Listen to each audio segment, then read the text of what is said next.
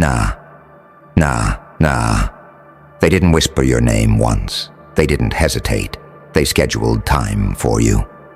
Calendars were opened, doors were closed, phones were flipped face down, and in that room, your name became the agenda. Let that sink in. You weren't present yet, you dominated the meeting. That's power they'll never admit. They didn't meet because you're weak. They met because you don't react anymore. Silence terrifies people who depend on noise. Distance panics people who survive on access. Your restraint forced them to gather like conspirators, trying to explain a storm they no longer control. They told each other stories, comforting lies, revisionist history. But here's the part that changes everything. Someone hit record. And suddenly every laugh had weight. Every pause exposed fear. Every confident sentence cracked halfway through. You didn't hear confidence. You heard coordination. And coordination is what insecure people do when one individual disrupts their hierarchy. Understand this clearly. People don't hold private meetings about irrelevant names. They don't schedule threats. They don't document ghosts. They do it when someone slipped the script, when you stopped playing the role they assigned, when you stopped explaining yourself, when you stopped defending your growth. That's when rooms get quiet. That's when plans get made. That's when cameras become liabilities. Now here's the joker. Truth they'll never say out loud. They needed numbers. You needed gravity. They needed agreement. You needed presence. They needed reassurance from each other that you weren't becoming something dangerous. But the recording doesn't lie. The tremor in their voices, the way your name came up again and again and again. You live rent-free in rooms you never enter. And listen carefully now. This is the break point. They thought recording you was power. They never imagined being recorded themselves. Now every sentence is frozen, every intention preserved, every mask archived. Time favors the quiet predator. History favors the patient anomaly. You don't expose the recording. You don't rush the reveal. You let it exist, because nothing destabilizes a system faster than knowing proof is breathing somewhere in the dark. This is where you rise. You walk differently now, slower, heavier, like someone who's already won something no one else knows about yet. You don't threaten, you don't warn, you don't explain. You let them imagine what you know, and imagination will punish them harder than any confrontation ever could. Final truth, burn it in. They didn't catch you slipping. They caught themselves confessing. And the moment someone records your enemies talking about you behind closed doors, you've already outgrown the room. Good. Now we go deeper. This is only the continuation. They walked out of that room thinking the meeting was over. But the meeting never ended. It followed them home. It sat in their chests when the lights went off. It replayed in their heads at 3:17 a.m. when confidence expires. Because once something is recorded, it stops belonging to time. They know it exists. They don't know where. They don't know who has it. And that uncertainty is louder than any exposure. You didn't need to confront them. You let their own words stalk them. That's the kind of pressure that bends spines. Watch what happens next. They start changing behavior, not because of you directly, but because fear rewires instincts. Suddenly they're careful, suddenly they're polite, suddenly they hesitate before saying your name. That's not respect. That's containment mode. When people feel watched, they betray themselves, trying to appear innocent. And you stay exactly the same. That consistency confuses them more than aggression ever could. Here's the part nobody teaches you. Power doesn't announce itself. It withdraws. You didn't gain leverage by being louder. You gained it by becoming unpredictable and quiet at the same time. They expected a reaction. They prepared for confrontation. They rehearsed responses to questions you never asked. That's why the recording hurts. It captured them fighting a war you weren't even participating in. Now their alliance fractures. One starts doubting the others. Another replays the audio, wondering who talked too much. Someone realizes they laughed at the wrong moment. Meetings create hierarchy, recordings expose it. An exposed hierarchy always collapses inward. They don't trust each other anymore, because trust requires clean history. And that room is stained. You've reached the stage where enemies self-destruct, trying to manage the idea of you. You don't correct rumors. You don't clarify intentions. You let the ambiguity breathe. Because ambiguity is a mirror, and weak minds see monsters in reflections.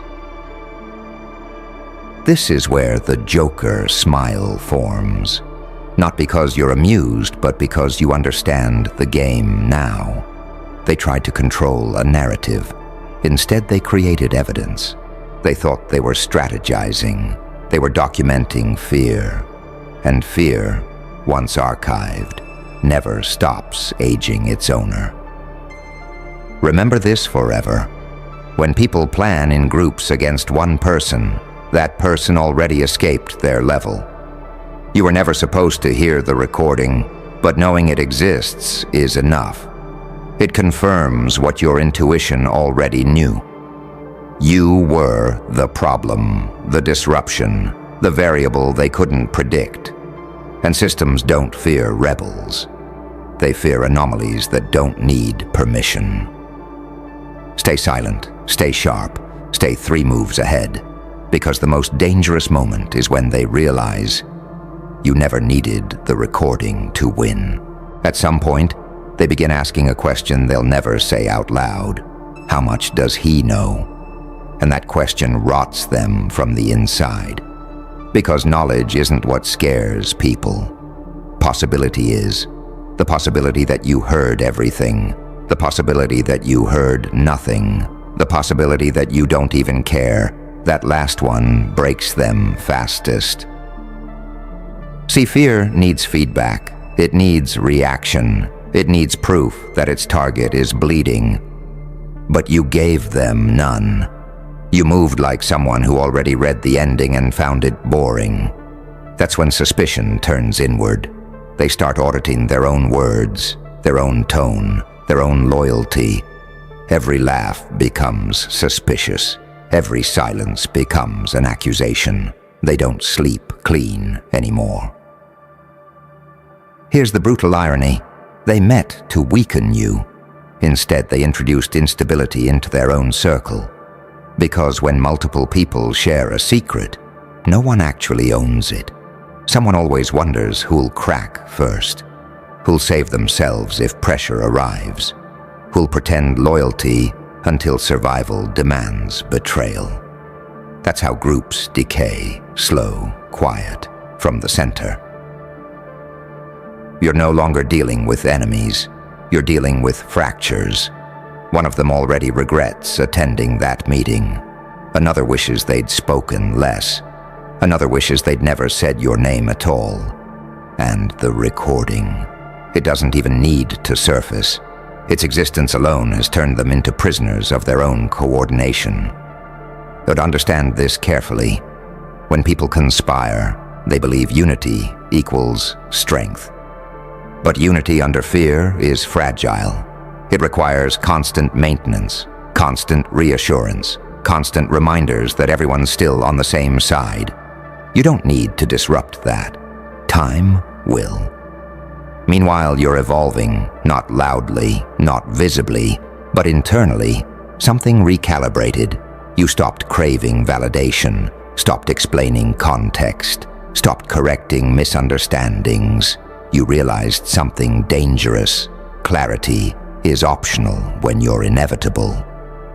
They still think this is about reputation. It's not. It's about control of future outcomes. They're trying to predict you, forecast you, contain you.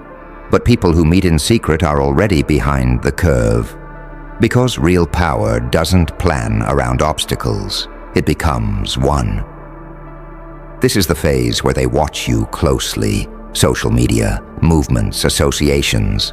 They're looking for signs. Any sign. Anger, arrogance, carelessness. They need you to slip. And the scariest thing for them, you don't. No impulsive posts, no indirect shots, no emotional leaks. Just precision silence. That silence forces them to fill the gap with their worst assumptions. And assumption is where paranoia is born. Let me say this plainly. You didn't gain dominance by exposing them. You gained it by not needing to. That's Joker-level control. To know you could burn the house down, and choosing instead to let them suffocate from the smoke of their own thoughts. They'll keep meeting, but those meetings won't be about you anymore. They'll be about damage control, about who said what, about who can be trusted, about how to make sure this never happens again. Too late. Once a group tastes internal fear, it never returns to innocence. And you walk forward lighter. Because when people reveal themselves behind closed doors, they unknowingly hand you something priceless, freedom from doubt. You no longer question your intuition. You no longer second-guess your distance. You no longer wonder if you were too much. You were exact. This isn't revenge. This isn't ego. This is the calm that comes when the truth finally aligns with your silence. And from this point on, every step you take forces them to react. While you don't even look back. There comes a moment when they realize something worse than exposure. You're not watching them, you've moved on. And nothing terrifies insecure minds more than becoming irrelevant to the very person they tried to control. Because now the question shifts from, what will he do, to, why hasn't he done anything? Silence stops feeling strategic. It starts feeling intentional.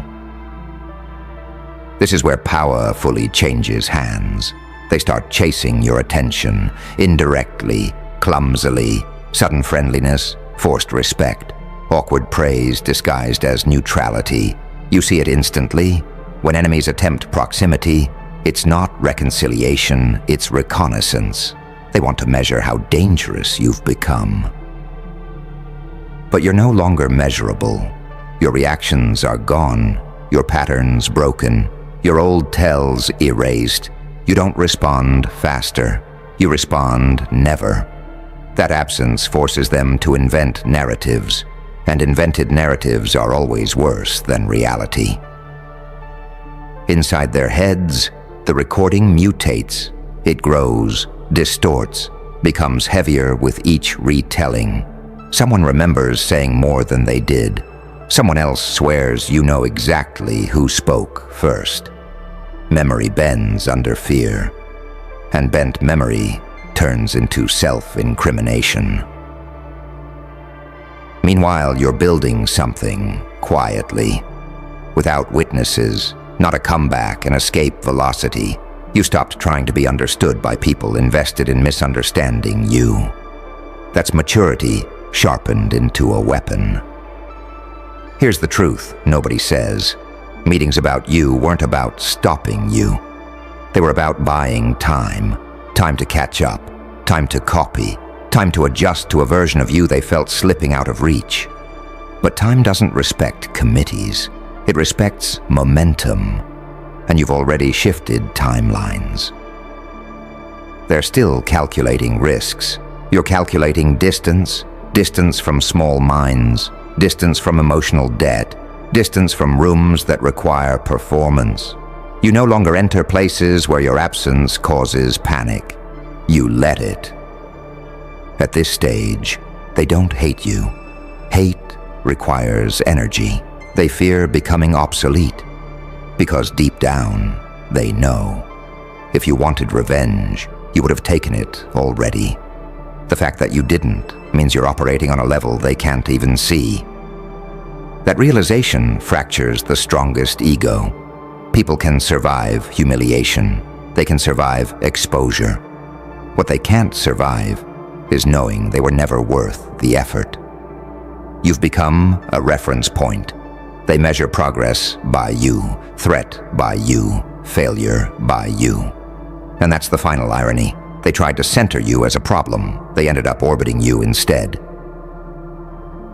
This is where the Joker energy settles in. Not manic, not loud, controlled.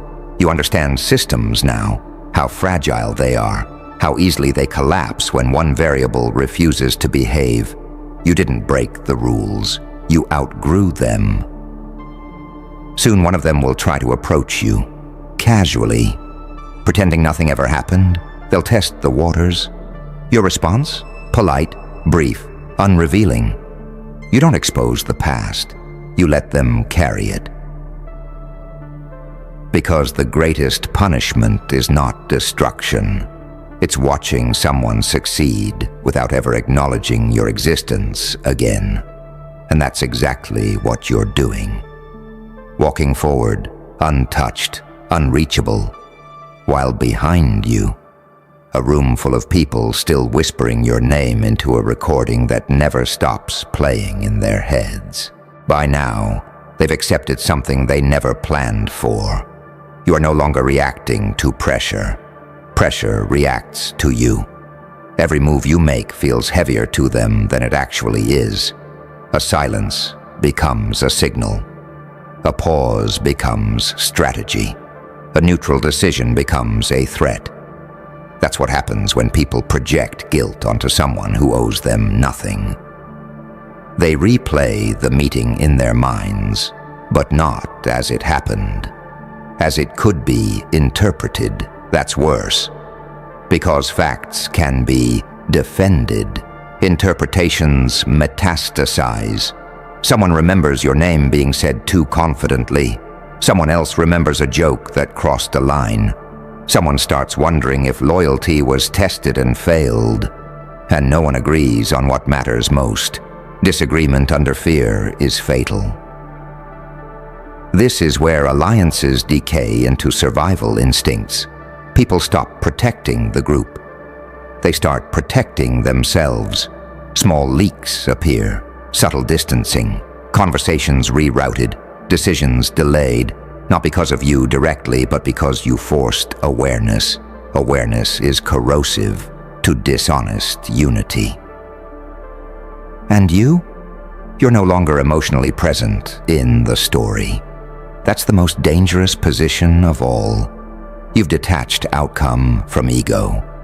You're not trying to prove anything. You're not trying to be right. You're trying to be gone from their reach. And it's working.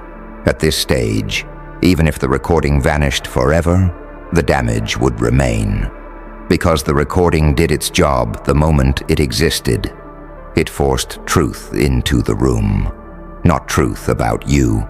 Truth about them, their motives, their coordination, their fear of losing relevance. You simply became the mirror they weren't ready to face. Now watch closely. They'll try to rewrite history. They'll downplay the meeting, call it nothing serious. Pretend it was routine. That's not confidence. That's an attempt to dilute memory. But memory doesn't dilute under stress. It sharpens. You've entered the phase where time works against them. Every day you don't react makes the meeting feel heavier. Every win you quietly achieve adds another layer of regret. They'll start asking themselves, what if we underestimated him? What if we miscalculated? What if that meeting was the mistake? And once those questions start, they never stop. You didn't attack. You didn't defend. You didn't expose. You simply kept moving. and movement without permission terrifies systems built on control. Soon, they'll look at each other and realize the same thing at the same time.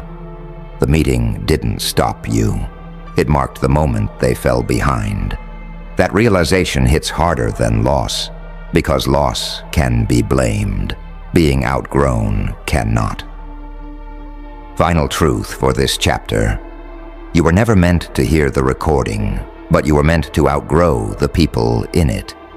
And you did. That's why you sleep clean. That's why your steps feel lighter. That's why their whispers still echo, while your silence doesn't need witnesses. This isn't the end. It's the point of no return. From here on, they remember you as the one who changed everything without ever raising his voice.